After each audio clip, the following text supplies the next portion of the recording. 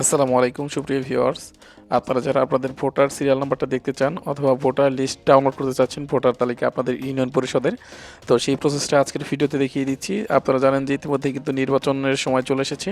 আপনারা চাইলে খুব সহজে আপনাদের ভোটার সিরিয়াল নাম্বারটা আগে থেকে বের করে পরবর্তীতে আপনারা কিন্তু সেখানে যেয়ে শুধুমাত্র ভোটটা দিতে পারবেন। তো অনেকেই জানতে চাচ্ছে যে ভোটার তালিকাটা কীভাবে ডাউনলোড করতে পারবো। তো আপনাদের ইউনিয়ন পরিষদের ভোটার তালিকাটা দেখার জন্য এখান থেকে সার্চ বারে চলে আসবেন, যে কোনো একটি ব্রাউজার আসার পর বাংলাদেশ gov.bd এটাকে সার্চ করে দিবেন। এই ওয়েবসাইটে চলে আসবেন।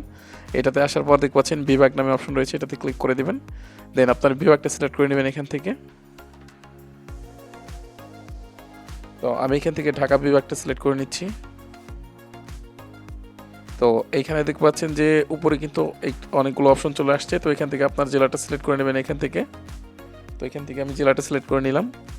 দেন পরবর্তীতে কিন্তু আরও একটি অপশন চলে আসবে। তো এই ফাঁকা বক্সে আপনার যে উপজেলাটা রয়েছে সেটা সিলেক্ট করবেন। উপজেলা সিলেক্ট করা হয়ে গেলে আপনাদের যে ইউনিয়ন পরিষদ রয়েছে অর্থাৎ ইউনিয়ন পরিষদটা এই ঘর থেকে সিলেক্ট করে নেবেন। তো এখানে দেখতে পাচ্ছেন যে মেনু নির্বাচন করে নামে একটি অপশন রয়েছে, 3 অপশন, জাস্ট এইটাতে ক্লিক করে দেবেন।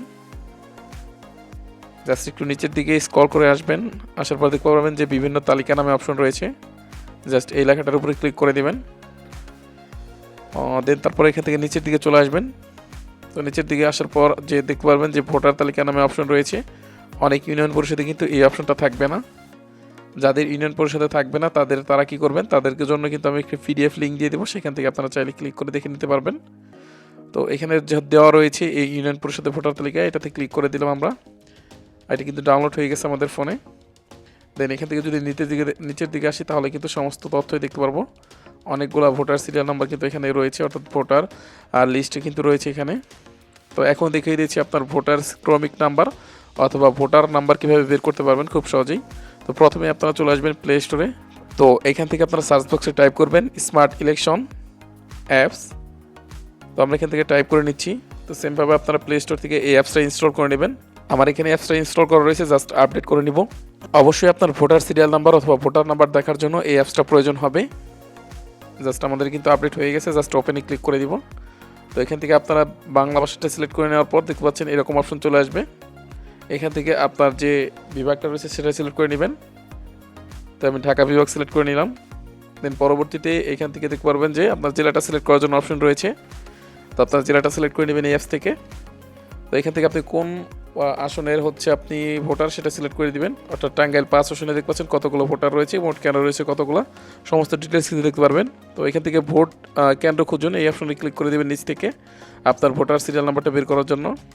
আপনার এনআইডি কার্ডের নাম্বারটা লিখবেন, অর্থাৎ ভোটার আইডি কার্ডে যে নাম্বারটা রয়েছে সেটা লিখবেন এবং আপনার জন্ম তারিখটা এখান থেকে সিলেক্ট করে দিবেন আপনার ভোটার সিরিয়াল নাম্বার অথবা ভোটার নাম্বার দেখার জন্য। পরবর্তীতে খুঁজুন অপশনে ক্লিক করে দিবেন। তাহলে দেখতে পাচ্ছেন যে আপনার ভোটার নাম্বার এবং ভোটার ক্রমিক নাম্বার চলে আসছে।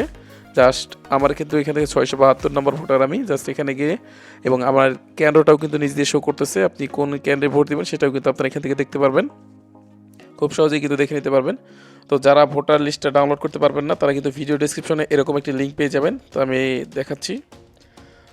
তো এরকম দেখতে পাচ্ছেন ভোটার তালিকা নামে একটি পিডিএফ লিঙ্ক পেয়ে যাবেন। জাস্ট এখানে ক্লিক করে দেওয়ার সাথে সাথে কিন্তু আপনারা কিছু ভোটার তালিকা রয়েছে এখান থেকে, এই লিঙ্কে ক্লিক করে কিন্তু আপনারা এখান থেকে বেশ কিছু ভোটার তালিকা পেয়ে যাবেন। এখান থেকে আপনারা চাইলে এগুলো দেখে নিতে পারেন।